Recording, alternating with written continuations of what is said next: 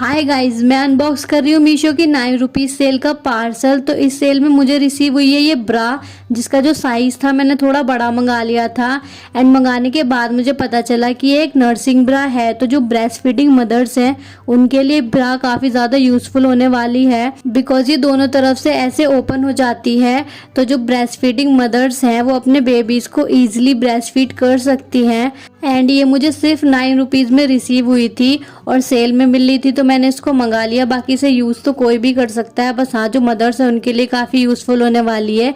And इसकी quality भी काफ़ी ज़्यादा अच्छी है, 9 रुपीज़ के हिसाब से तो डेफिनेटली वर्थ इट है। एंड डिटेल वीडियो मैंने पिन कमेंट में पिन कर दी है, तो आप वहाँ से चेकआउट कर सकते हो। Okay bye.